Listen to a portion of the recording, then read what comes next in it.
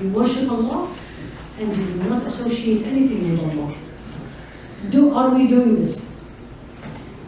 Are we doing this? Everybody, young and old, are we worshipping Allah alone and not associating anything with Him?